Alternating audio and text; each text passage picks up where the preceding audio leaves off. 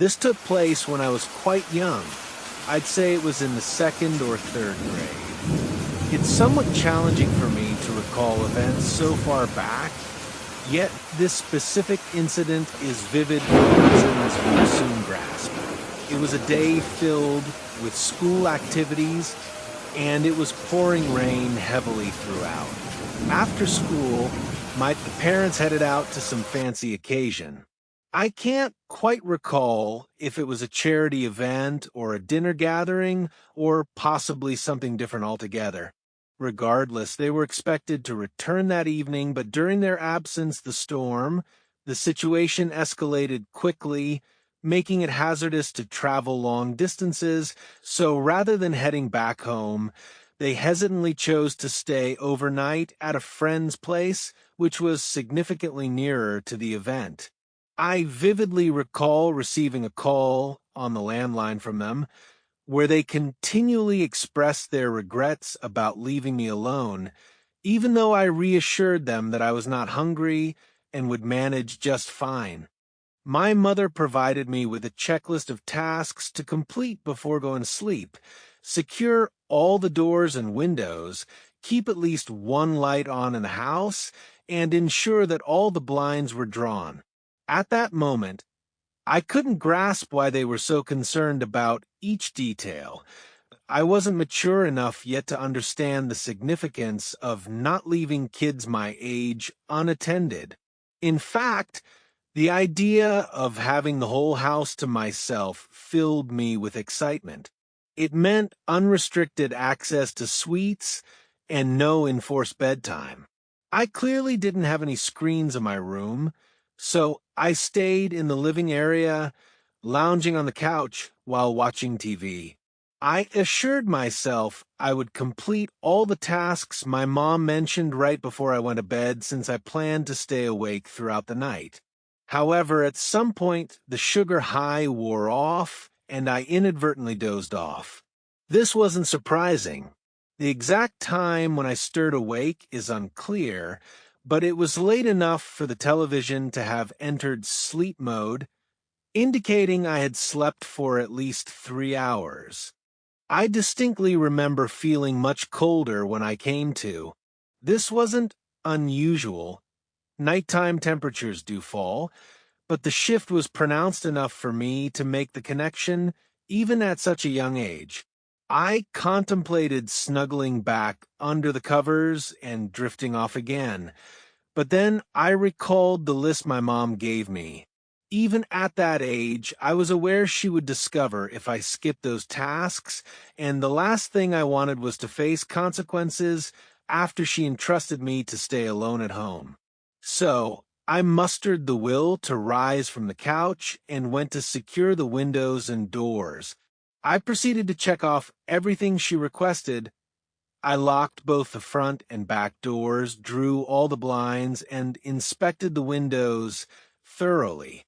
Even the lights were turned off. Yet I felt puzzled because the house still seemed much colder than it typically should have. I pressed my hand against several windows to confirm they weren't ajar, but they were all tightly sealed. I speculated that perhaps a storm had caused the heating to fail or something similar, which seemed a reasonable explanation at the moment. I was too exhausted to dig deeper into the issue of the heat, so I made my way upstairs to my room, prepare to slip into bed and forget about everything. When I reached my room, I recognized how severe the storm had become. Our living area is positioned in the middle of the house, so I hadn't fully grasped the intensity of the storm from down there. However, my childhood bedroom has a large window facing outside, allowing me to hear every sound clearly. The rain was pounding against the glass as if it were attempting to come inside, and every minute or so, a flash of lightning lit up the sky, followed by a thunderous boom that was almost deafening. I wasn't afraid of storms at that age, but I do recall worrying that a tree might crash into the house, which likely explains why I struggled to drift back to sleep, even though I had felt utterly exhausted just 20 minutes before. As I lay there attempting to doze off, I began to notice these strange noises. Occasionally, there were unsettling creaking sounds reminiscent of wood shifting. The odd part is that the whole floor is covered in carpet, so it couldn't have originated from my room. Initially, I suspected it could be a tree moving in the wind, but the noise didn't quite match that explanation. Even then, I was familiar with the typical sounds of thunderstorms, and this certainly wasn't one of them. After some time, the persistent noise began to irritate me. For some reason, it wasn't the storm that was preventing me from sleeping, but that annoying sound that I could no longer endure it. So I propped myself up and scanned the room, uncertain about what I sought.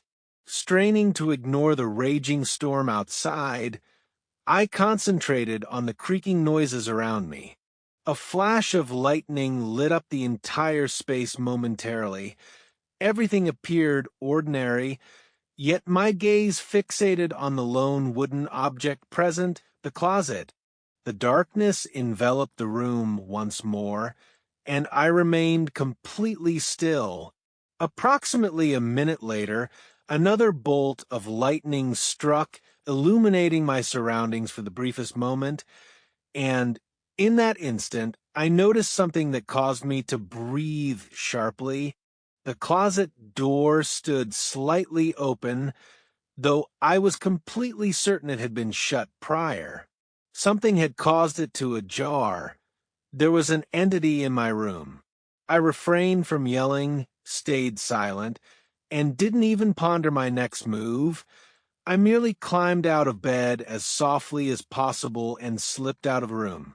That short walk from the bed to the door felt like traversing an enormous distance over several years.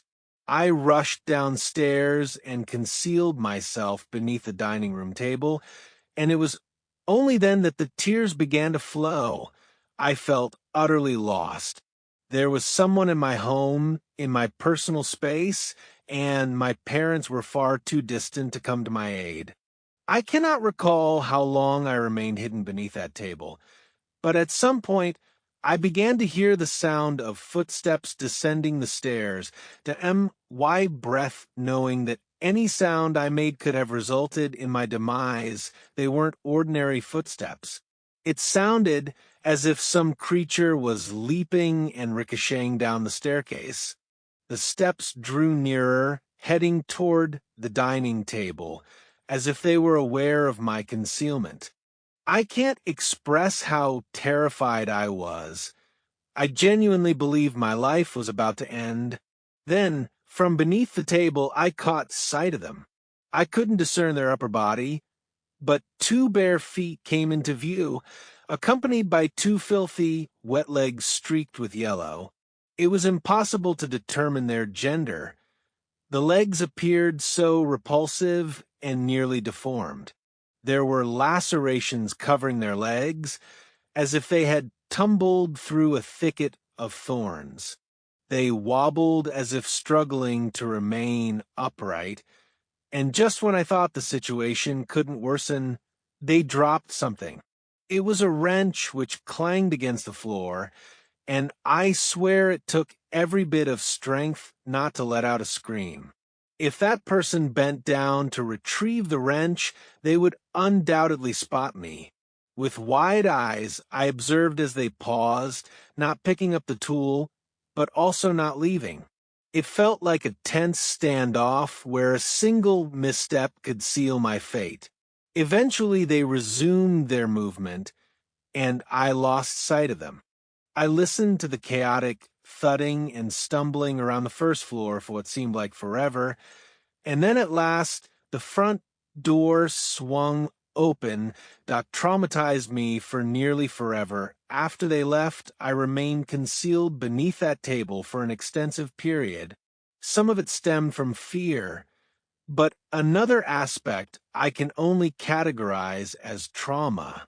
I distinctly remember feeling both shaken and frightened as I was old enough to realize the peril of the situation, yet too young to grasp how to handle it. The remainder of the evening became somewhat hazy. I grabbed the wrench from the floor, not wanting my parents to stumble upon it the following morning. After ensuring the front door was secured, I sneakily returned upstairs, climbed into bed, and drifted off to sleep. Everything returned to a state of normalcy afterward. For reasons I couldn't articulate, I was filled with dread at the thought of informing my parents. I didn't want them to discover I had failed to lock the doors and hadn't fulfilled their instructions. Therefore, I chose to keep the entire incident to myself. It wasn't until many years later that I recounted the tale to them, and it required quite a bit of persuasion for them to accept my story. In hindsight, not informing them immediately was a poor choice, as there was nothing that could have been altered long after the event occurred. To be candid, this incident impacted the remainder of my childhood. Certainly, I slept with a nightlight from that point onward, and I developed a long-lasting fear of darkness. I still struggle to articulate what transpired that night, but I have certainly learned my lesson about securing my doors, that I am an only child living with my parents in a spacious house. Although the home is somewhat large for just the three of us, my parents often joke that their plan was never to have just one child. They simply never found the time to expand the family. This incident occurred when I was 15 years old, on a rainy Saturday evening in May. The exact date escapes me, but I distinctly recall it took place during one of the final weekends before summer break began. There's something important I need to add. I have several unusual health issues that complicate my life. I experience regular panic attacks, have a tendency to faint, and occasionally have difficulty breathing. Additionally, I am one of those individuals who requires utter and complete quiet to fall asleep, that a slight fan is sufficient to keep me alert. I've mostly figured out how to cope with it, but sleepovers and trips can still be torturous. Others often express their fondness for the soothing sound of rain, claiming it lulls them to slumber. Yet for me, it has the completely opposite effect. Rain is infrequent in my region, but occasionally we experience these intense storms that rob me of sleep. To be fair, it wasn't a severe thunderstorm, but the rain was heavy enough to prevent me from drifting off. No matter my efforts, I couldn't drown out the noise of raindrops hitting the roof. It was late, well past midnight, when I realized there was no chance I would be sleeping soon, so I got out of bed and considered ways to burn off some energy. Eventually, I opted to take a short stroll in the rain. This wasn't my first experience. Walking in the rain was something my parents often suggested when I had trouble sleeping. We reside in a very secure neighborhood. There is a vast public park adjacent to my residence, making it quite safe to be outside after hours. Additionally, the park is exceptionally illuminated, which contributes to my sense of security while strolling through it late at night. I donned a rain jacket, quietly descended the stairs, and exited the house without even considering taking an umbrella. I intentionally left my phone behind, knowing that looking at the screen would likely prevent me from sleeping. The atmosphere outside was surprisingly serene. I have always appreciated nature, and witnessing the trees lightly moving in the breeze with raindrops cascading down their limbs was precisely what I wished for. After roughly 20 minutes, I began to feel fatigued, which was a positive sign. I turned around and made my way back home, thinking I would likely be ready to sleep by the time I arrived. As I traversed through the park, I glanced over at the street and noticed something unusual. There was a long, dark object lying flat in the center of the road, and at first I presumed it might be an oddly shaped trash bag or something similar. As I examined it further, I began to understand the gravity of the situation. It was an individual sprawled out in the center of the roadway. They were lying face down, which heightened my unease. A wave of nausea surged within me, and my mind was consumed with the unsettling thought that they might have been struck by a vehicle and could be severely hurt or worse. There seemed to be no plausible explanation for someone to be lying still in the road, especially with the rain coming down so heavily.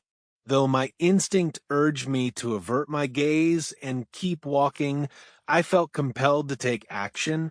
My upbringing instilled in me the necessity of assisting those in distress.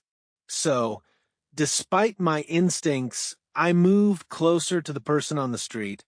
As I approached, I started noting their attire, dark slacks, and a somewhat checkered shirt. Definitely not something one would choose in such rainy conditions. Based on the clothing, it appeared to be a male, which matched my initial assumption. I couldn't pinpoint whether it was the weight of the moment or something else entirely, but it struck me how cold I had become, as though the rainfall fluctuated between tepid and bitterly cold, even if that sounds odd. As I neared the pavement, a sharp scream pierced through the air from somewhere behind me. My instincts kicked in, and I swiftly turned my head, adrenaline coursing through me. It sounded like a howl, but slightly distorted like a hurt creature. That's the best way I can put it. A quick look around the wooded area showed nothing unusual. The noise likely came from further within the park, indicating no immediate threat. Still, the bizarre nature of it all set my heart racing. I had never encountered a sound like that before, and the absence of clarity only amplified my dread. However, that feeling was about to intensify significantly. When I looked back toward the street, that individual was no longer lying down. Instead, they sat completely upright, fixating their gaze on me. In that instant, everything around me began to blur, and my vision constricted. The only thing preventing me from fainting was the muffled rhythm of raindrops pattering all around.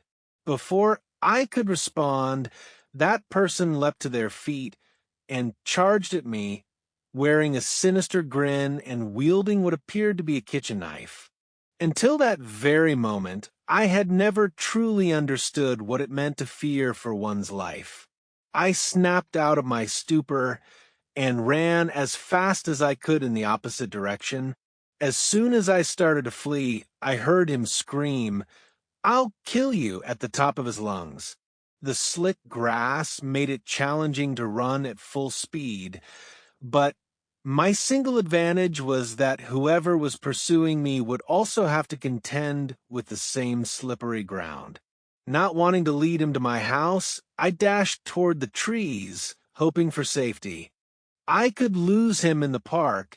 That's where the screech had just originated. I understand that, but I had no alternative. I didn't glance back even once. I just sprinted as if my existence depended on it. Given how utterly unhinged the guy appeared, I genuinely believed my life was at stake. I dashed toward the thickest area of the park, hoping to conceal myself there before he could close in on me. I wasn't even sure if he was still pursuing me, but that didn't matter. A part of me thought that if I paused, the anxiety would engulf me, and I'd collapse instantly. I reached the woods, and just as I approached the point of vomiting from fatigue, I crouched behind a tree, attempting to regain my breath. I glanced behind, and there was nobody, at least no one I could detect. The only thing racing through my mind was how on earth I was going to make it home safely. I felt uneasy about moving, so I remained still.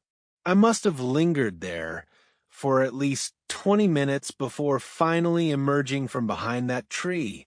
I took an indirect route home, going around the rear side of the park and through another area that spat me out a few streets distant from my residence. No one trailed me. Eventually, I got home and fell onto my bed, soaked and profoundly shaken. I never received clarification for anything that took place that night. The howl is honestly what puzzles me the most. It's hard to believe it had any connection to the man who attempted to attack me, but the timing is too coincidental. I suspect that man heard the screech as well, looked up, saw me, and then acted on whatever impulse drove him. As for his intentions, I have no clue. There are just disturbed individuals out there. Perhaps he was under the influence of drugs or something. I recognize that this isn't a thorough explanation, but I can't devise a better one. I continue to reside in the same house today, and despite the passage of several years, it's difficult to avoid reflecting on this incident every so often.